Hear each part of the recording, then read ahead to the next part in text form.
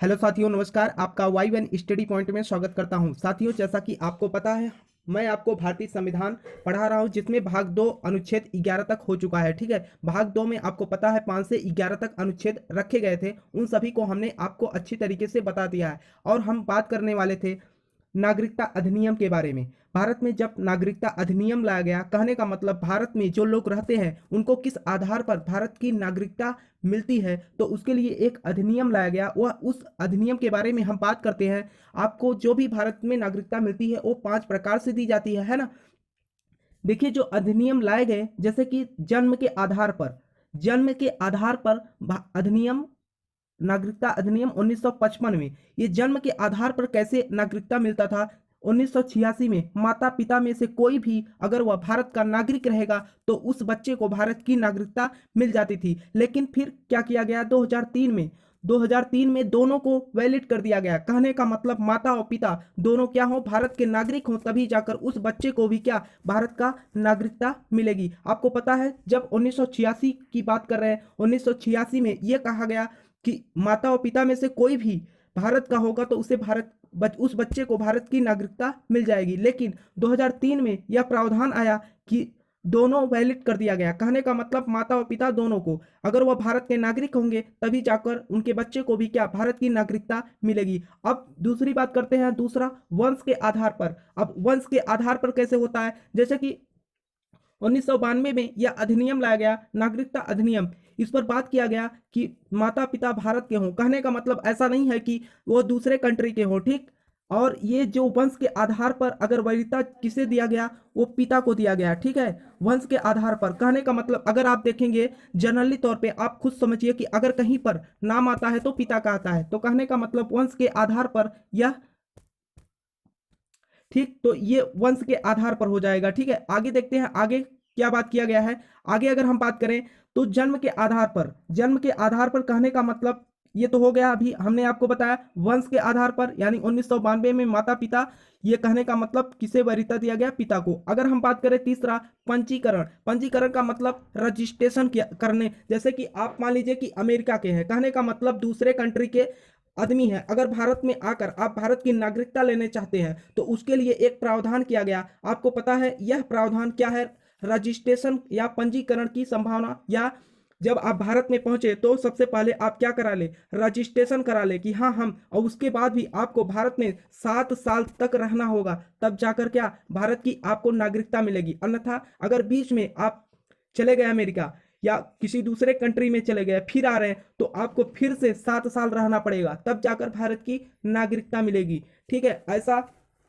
प्रावधान किया गया है। ठीक, ये पंजीकरण कहने का मतलब रजिस्ट्रेशन होता है। आगे देखते हैं, आगे अगर हम दो और, देशीकरण के आधार पर भी क्या, भारत की नागरिकता मिल जाती है। कहने का मतलब जैसे कला के क्षेत्र में, विज्ञान के क्षेत्र में और भारतीय भाषा के क्षेत्र में, या 10 वर्ष तक क्या, वो भारत में रहकर कोई ऐसा काम किया हो जिससे कि वहाँ की सरकार जो है अपने हिसाब से क्या करे, नागरिकता अधिनियम को लाकर वहाँ पर उनको क्या, भारत की नागरिक मान सके। ठीक, कहने का मतलब वह कला के क्षेत्र में कोई ऐसी कीर्तिमान स्थापित किया हो, या विज्ञान के क्षेत्र में, या भारतीय भाषा के क्षेत्र में, और 10 वर्ष तक क्या हो, वो भारत में रहा हो, ठीक है, उसको भी क्या, भारत की नागरिकता मिल जाएगी। ये देशीकरण के अंतर्गत आता है। अगला हम बात करते हैं पांचवा, अर्जित भूमि का मतलब, जैसे कि आपको पता है भारत में जो सिक्किम राज्य है ना, सिक्किम राज्य जो है वो क्या है, भारत क्या किया है, अर्जित क्षेत्र भूमि है। कहने का मतलब इसे अर्जित किया है, तो इसमें जो सिक्किम के लोग हैं, है ना, सिक्किम के लोगों को भी नागरिकता अधिनियम के तहत उनको क्या, भारत की नागरिकता देने का प्रावधान है। तो ये पांचवा अगर क्या है, अर्जित भूमि के आधार पर, अर्जित भूमि जो है आपका सिक्किम जो राज्य है वो क्या है, अर्जित भूमि है। तो यहाँ की जो नागरिक है उनको भी क्या, नागरिकता दी जाती है नागरिकता अधिनियम के तहत। ठीक है, आगे हम बात कर लेते हैं। आगे अगर हम बात करें नागरिकता अधिनियम, जो नागरिकता अधिनियम है ये 1955 में लाया गया, और फिर उसके बाद 1986 में इसका कुछ प्रावधान लाया गया, फिर क्या 1992 में, फिर 2003 में, फिर 2005 में। अगर हम बात करें नागरिकता किस, या नागरिकता अधिनियम जो है किसके आधार पर नागरिकता भारत को दी जा सकती है, या भारत की नागरिकता जो है वो क्या है। देखिए, अगर हम बात करें भारत की नागरिकता किस देश से आई, तो ये जो है ब्रिटेन देश से आया। किस देश से? भारत की नागरिकता किस देश से आई? ब्रिटेन से। अगर हम बात करें भारत की नागरिकता किस तरीके की नागरिकता है, अगर हम भारत की नागरिकता की बात करें तो भारत की नागरिकता एकहरी नागरिकता की श्रेणी में आती है। कहने का मतलब, अगर आप भारत के नागरिक हैं, ठीक, अगर आप मान लीजिए कि दूसरे कंट्री में जाकर वहां पर भी क्या, वहां के देश की भी नागरिकता आपने ले लिया। एग्जाम्पल के तौर पे समझिए कि मान लीजिए कि आप भारत के हैं और पहुंच गए अमेरिका, और अमेरिका में भी वहां पर क्या, अमेरिका की नागरिकता आपने ले लिया, तो आपकी जो भारत की नागरिकता है उसे क्या कर दिया जाएगा? खत्म कर दिया जाएगा। क्योंकि भारत के संविधान में यह प्रावधान है कि जब भी अगर कोई भी भारतीय नागरिक किसी दूसरे देश में नागरिकता लेता है तो उसकी नागरिकता भारत से समाप्त कर दी जाएगी। और यह जो आएगा किसमें? एकहरी नागरिकता में आता है भारत की नागरिकता। और नागरिकता अधिनियम कब आया? 1955 में। और पहला संशोधन जो नागरिकता अधिनियम में किया गया वो 1986 में। और नागरिकता प्राप्ति की विधि कितने हैं? 5 प्रकार के। नागरिकता प्राप्ति की विधि जो है 5 प्रकार के हैं, हमने आपको अभी बता दिया है ना, वंश के आधार पर, पंजीकरण के आधार पर। और ये सब नागरिकता जो देता है या किसके अधीन होते हैं? किस मंत्रालय के अधीन होते हैं? गृह मंत्रालय के अधीन होते हैं। मतलब नागरिकता जो अधिनियम है या जो नागरिकता में अगर संशोधन कुछ करना हो तो किसके अधीन करना पड़ता है? गृह मंत्रालय के अधीन करना पड़ता है। ठीक है, तो ये रहा आपका नागरिकता अधिनियम।